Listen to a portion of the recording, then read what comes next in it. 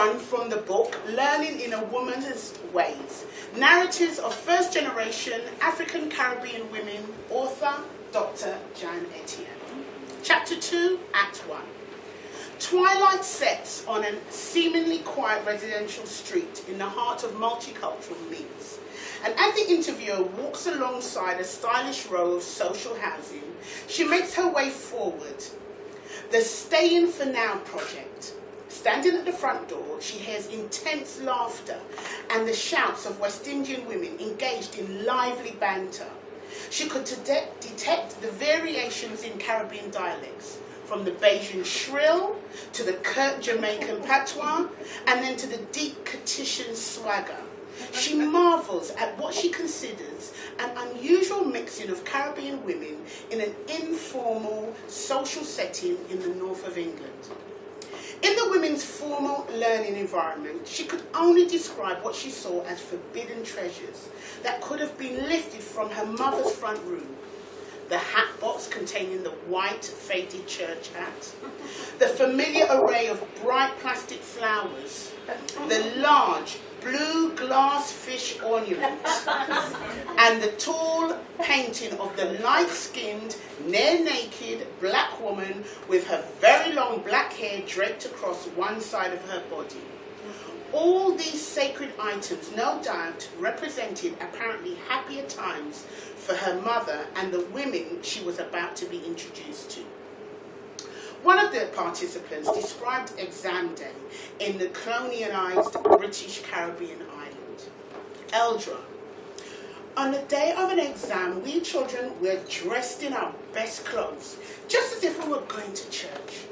The boys would have neat haircuts and we girls would have our hair neatly plaited, and we could carry our slates and lead pencils to class. Exam day was very important, and if you did not pass the exam, you went down a class or stayed in the same class, depending on how badly you did.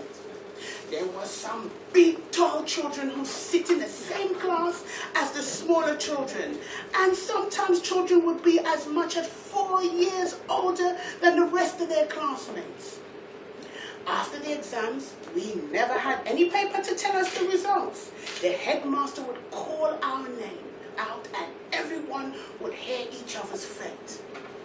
On the day the results came out, he would shout out the names of the children who did badly, really loudly, and this was carried out in front of the whole school.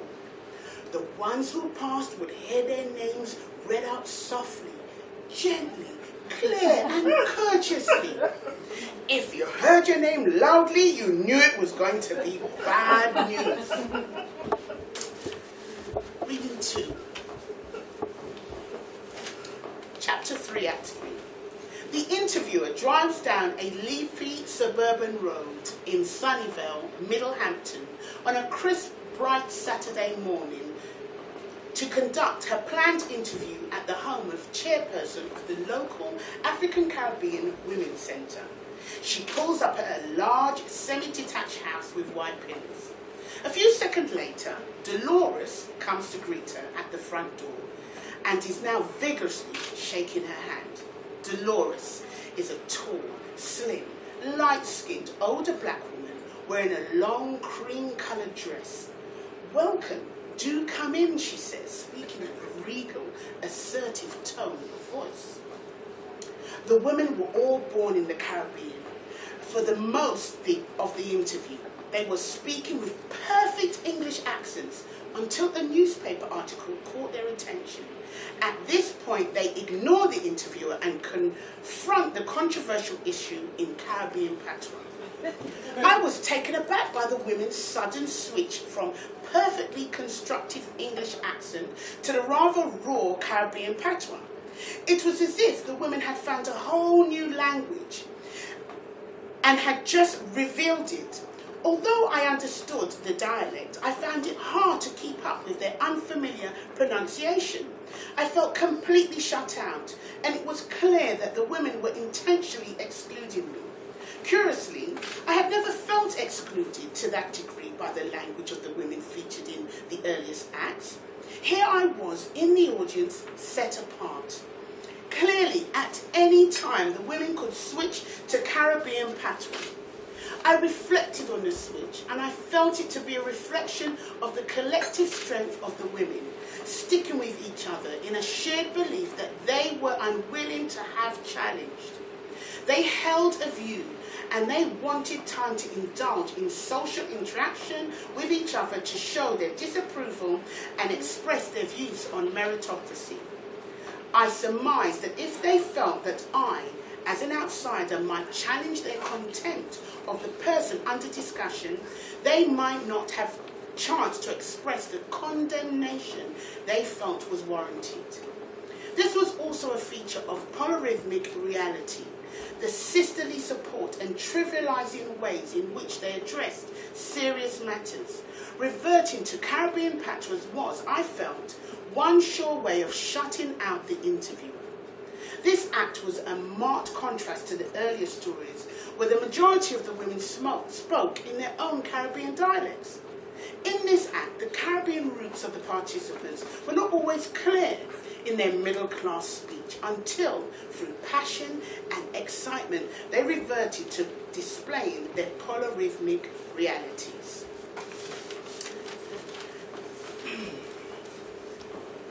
Reflections on the miseducation of the black sister. Reclaiming our mother's tongue, a story of learning for identity. Althena, born in Dominica. Scene 1. It is late afternoon as the interviewer approaches the Mead Adult Community College in Flinton, in the city of Meads, to conduct a one-to-one interview with Althena, a graduate who works as a community volunteer tutor. The interviewer looks at the large purpose-built building located on the edge of a number of high-rise social housing blocks. Before entering the community college building, the interviewer pauses to observe the leaflets posted on the display boards in the windows. Skills for life, fitness and hospitality, introduction to childminding, arts and crafts, starting a new career, first steps to counselling in the community, building employability skills. Among the small list of language courses, her eye is drawn to a course entitled French Creole Patois for Beginners. As the interviewer sits in the reception area waiting to be collected, she cannot help but overhear a rather loud telephone conversation being conducted by a woman on a mobile phone who is sitting in the coffee area to the far left of the reception. Althena. She thinks she can come and make comments here, talk collaboration and disrespect the project. The spoken expression are familiar to the interviewer. So, what you saying to me, sister? The smartly dressed, freckle-faced, light-skinned black woman is sporting a natural afro. She walks toward the researcher as she continues with her mobile phone conversation in a loud, averted voice. I know you're not going there. Hello, excuse me. As she walks towards the interviewer, she peers at her disapprovingly, as though making a judgment of her character, and continues with her conversation. What are you implying? Althena turns her back on the interviewer and turns around again, motioning even to her to take a seat where she had previously been sitting. The interviewer sits down and Althena continues her conversation, moving the phone from one ear to the other, her silver metallic bracelets jingling together at each hurried turn. I wondered about what I was witnessing and the attitude of the woman I was about to interview. Why was she continuing with her conversation and observing me in that manner? Althena. Sorry about that. I am Althena. You don't mind if we meet out here, do you? The outreach staff are using the office and the training rooms are all booked out. I'm grateful for your time. That name, are you from Dominica or St. Lucia? No, my mother is St. Lucian and my father is... Well, that makes you St. Lucian, innit? Why you have to say your mother is St. Lucian? You should be proud of your heritage and your identity. The interviewer feels confronted. The interview is commencing in an uncomfortable manner for her. Sorry to have to say this, but this is the thing about us. We don't seem to be proud of our identity. We like to forget our roots. I didn't mean to come across that way. You speak patois? The interviewer feels confronted again. Alfina responds with another question before she can reply. Shouting at the top of her voice, the familiar St. Lucian Dominican greeting, Sakafet!